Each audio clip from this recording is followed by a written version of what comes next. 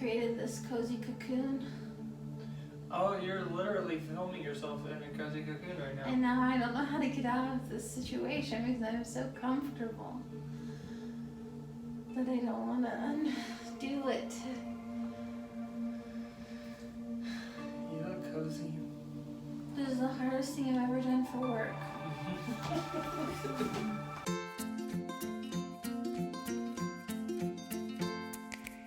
Hello everybody, I am so excited to talk to you about period self-care today. This is something that I've wanted to make a video on for a while. I used to have the worst experience when I would start my cycle. And here's the thing, it wasn't because the cycle was terrible. It was more so because of my desire to control it, right? I would find myself with like really awful cramps and I would be in meetings and I just felt awful and I wanted to pass out and I was just trying to power through. And there are so many little things that I've implemented over time that have made it so much easier for me. There are so many people who do this for a living, who teach you how to eat the right way, or like drink certain things the right way. That's not what this video is. This is full on just like self-care to the max during the first couple of days of my cycle. I'm not trying to like implement new strategies or, heal my menstrual cycle. For me, I find that like it's just part of my life, right? This is just a part of my life. It's going to be here every month. I am not going to hold on to the illusion that I'm in control of it. Instead, I would much rather just make this as good of an experience as I can have as possible. So I'm going to share with you what makes my experience better every single month. Let's dive in. So the very first thing that I do is happening months in advance. So I use this app called Flow, and this is where I track my cycle. When I'm tracking my cycle, what I'm really paying attention to more than anything else is like, what week am I gonna start? The other things that this amazing app does, obviously not sponsored, but this is an app that you can use that also tells you, kind of gives you suggestions on like what kind of exercise is good for different cycles, what to expect in terms of your energy levels at different times of your different cyclical phases. So it's a really cool app in general. The other really neat feature is that you can have it actually send emails to your partner if you live with someone and have them know what's kind of going on with you, which is really helpful for me because if Obi and I are gonna get into a fight, it's gonna usually be like the week before I start my cycle. So that I can kind of give him a heads up of where we're at.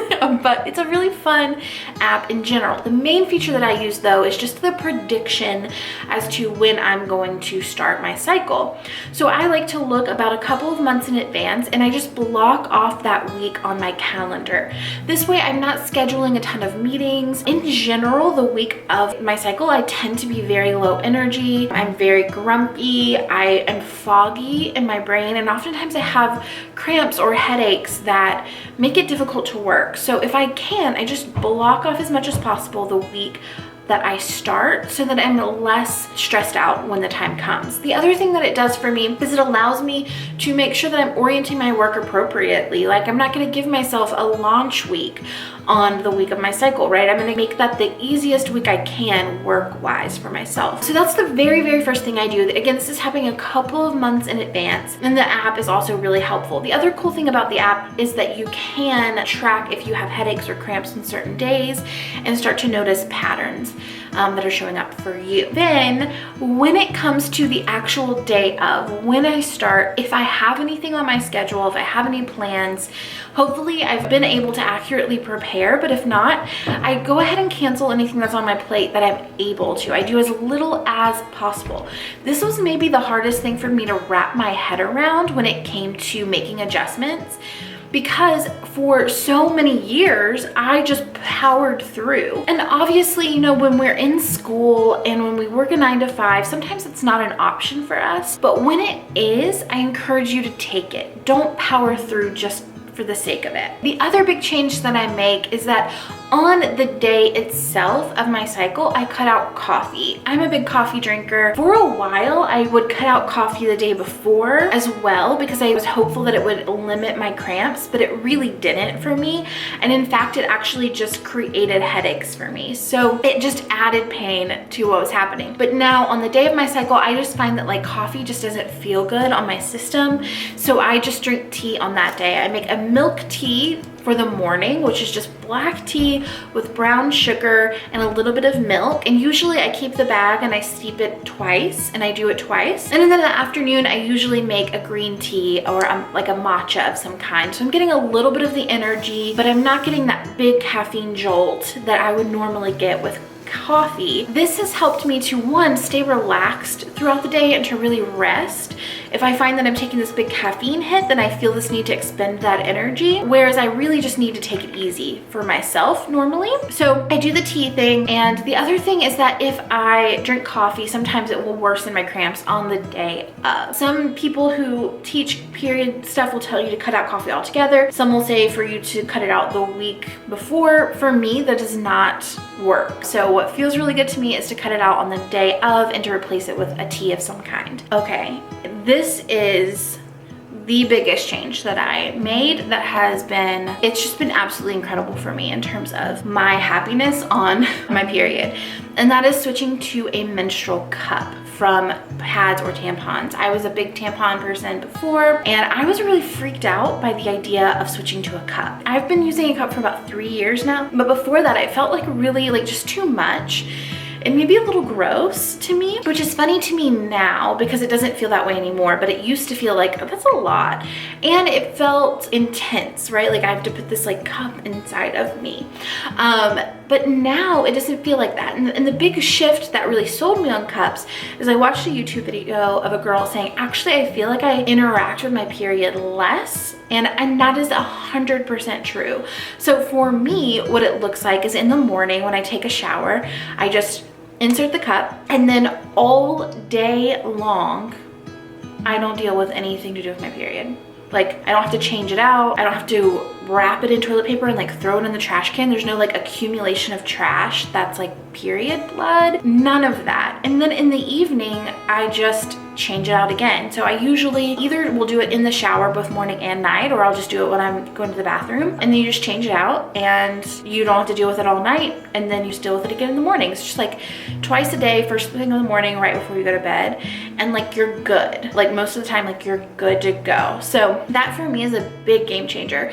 The other thing is that my cramps are way less intense, and I really just feel like I almost, except for the first day, it's like I almost forget I'm even on my period because I don't ever see blood. Like I don't have to deal with it at all. So that's the first thing. And then what I've recently done on the very last day, which I typically bleed for 4 days, and so the last day I've switched to Thinx underwear. I will say I like to do this because I can't ever really tell when I'm using the cup, like because I don't really interact with my period at all when I'm using the cup, I can't really tell when I'm done. And so the last day switching to Thinx has been really helpful, and it's not the most comfortable thing in the world, honestly. Like I really expected it to feel just like normal underwear. It's not like that. It kind of feels like you're wearing a pad, which I hadn't done for years before. So it's a little bit uncomfortable in my opinion, but it's also fine. You know, it's worth it for like a single day sacrifice. It's not something I would switch to forever. I know there are a lot of people who love them. It's just not for me. But I do it on the very last day now, and that has been awesome in terms of just like by the time I'm done, I'm tired of using a cup. I'm not sure where I'm at in terms of like cycle. It's perfect. And it's also good for your cramps, which I don't usually have cramps by the last day anyway, but just not putting chemicals and cotton like inside of you is so helpful in terms of easing up your cramps. I'm going to talk to you about like my cramp care routine in a second,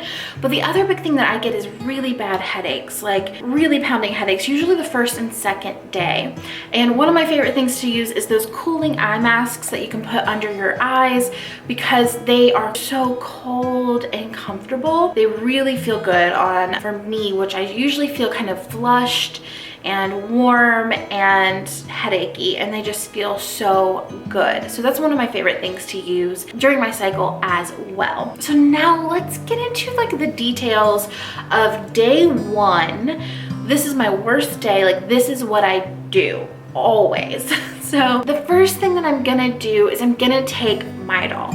I tried Pamprin, I've tried aspirin. I've had good luck with either one Advil and one Tylenol, but Midol has been the number one, like actually helps me out. I've had pretty bad period cramps for years and years and years, and this is the only one that's actually made a dent for me. So I take Midol, 2 of those, and then I run a bath, like a luxurious bath with lots of Epsom salts. The Epsom salts are supposed to help you with like muscle cramping, but who knows if it really works, but it feels nice and they smell good. So I put those in the bath and I just soak and I watch a movie or watch a TV show. And then when I'm done with that, I make this like fun nook on my couch where I lay the cushions out, and so I make it big and wide and I prop myself up, and then I have 2 heating pads. So one heating pad that's just for my back, and then the second heating pad is a weighted heating pad that goes over my lap.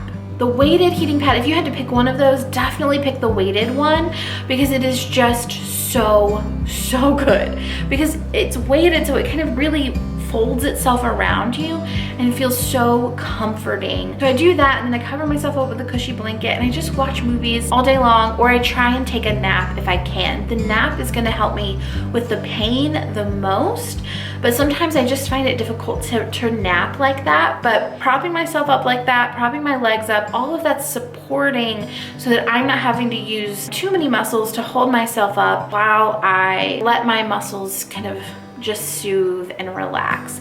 And having that kind of surround sound heat around my back and my stomach is so comforting, because usually when I had one heating pad, it felt like I had to pick either my back or my stomach, but it was just an extra 20 bucks to get a second one for my back, and it has been amazing. Now, this is why I'm saying that like what I'm talking to you about is not like how to have like the healthiest period ever. It's more just like, how do I take care of myself and love myself on my cycle? Because the next thing that I almost always do is order takeout. I particularly am always craving burgers on my cycle, maybe craving iron, whatever it is. I almost always order takeout. My husband joins me and it's really fun, and it just feels like I'm not having to think about cooking. I'm also like, don't care about a salad, right? Like I just don't care. I want like filling comfort foods. So that's what I seek out. The other thing that I do is if my pain does not go away with the medicine hours later, instead of taking an additional 2 more Midol, I will drink a whiskey. So if you're someone who's sober, like obviously don't listen to this or don't bother with this. But if you're not, if it's something that you feel like you can confidently and comfortably do without a problem, then that has worked for me very well. Just drinking a single whiskey. I usually drink bourbon, and that has helped me. When the pain medicine doesn't work, a bourbon sometimes does. I don't combine them ever just because I'm kind of weird about it. It freaks me out. The time runs up and it's time for me to either take more medicine or try something else. I usually try a whiskey next if I need to. For whatever reason, that just like knocks the pain out for me often. So some people will say never drink alcohol on your cycle. Some people will say never drink alcohol ever.